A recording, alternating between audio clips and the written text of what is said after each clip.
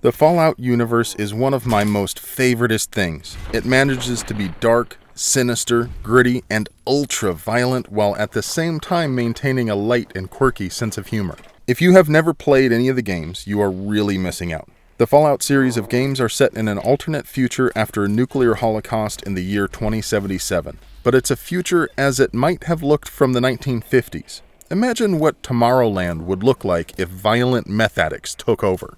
And I love every radiated and crumbling inch of it. If you have been following this channel, you know that I will absolutely let 10mm get to third base with me on the first date. So you knew damn well that I would be making one of these videos on best millimeter. In Fallout, 10mm ammunition is ubiquitous. Second only to 38, it can be found virtually everywhere. Anytime you search a corpse or ammo box, there is a strong possibility that you will find a few 10mm rounds. Counting just the base damage for each type, 10mm is more powerful than 38, but less powerful than 45 in the game. Without considering any legendary versions, and before adding any mods to the gun, the 10mm pistol is reasonably effective in all of the Fallout games. It holds 12 rounds, fires reasonably quickly, and is reasonably powerful. Not remotely OP, it's just a nice balance of capacity, speed, and power. This one has the explosive legendary effect, along with automatic receiver and a large quick eject magazine. It's a great deal of fun for hosing ghouls at close range. Even as the game progresses, the 10mm remains relevant and useful, if for no other reason than the low action point cost for firing it. This is even more true of the Deliverer unique weapon, which you can find during one of the railroad quests. It has an improved chance of hitting in VATS and costs fewer action points to fire. Oddly, it has the same default magazine size as the regular 10mm pistol. I found myself continuing to use the Deliverer all the way through the game, in spite of how ridiculous it looks to shoot that tiny little thing while wearing power armor. The Deliverer is clearly based on the Walther PPK and similar pistols. I don't have a PPK, but I do have a Makarov, which is essentially the same action in 9x18mm. I don't know if the folks from Bethesda ever shot a Walther or a Makarov, but both have very heavy double action triggers for the first shot, and small, hard-to-see sights, which should translate into extra action points in any sane game system. The trigger pull for subsequent shots is surprisingly light and crisp in my Bulgarian Arsenal Makarov, and as tiny as the sights are, they do allow for fairly precise shooting when you take your time. But the PPK and Makarov are tiny guns. There is simply no way to fit a 10mm auto cartridge from this world into a PPK-sized package. But then again, the Fallout timeline isn't exactly the same as our own, and the two worlds started diverging long before the blessed Saint Cooper anointed our land with the mighty centimeter.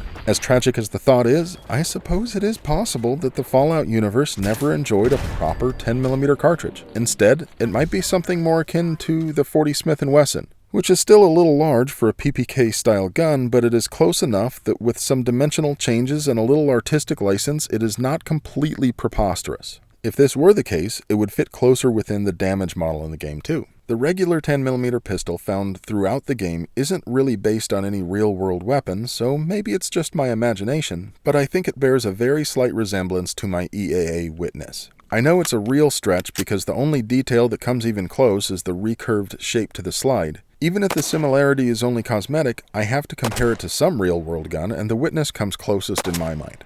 EAA Witness 10mm magazines hold 14 rounds, and the pistol fits my hand better than most other 10mm pistols. It does have a double-action fire control mechanism, so if the hammer is down, the trigger will both cock the hammer and release it. But the Witness does not have a decocker. That means that if you want to carry with that double-action first trigger pull, you would have to manually lower the hammer on a live round, which is a little dangerous. My Witness is a standard model, so there is a bit of creep in the single-action trigger.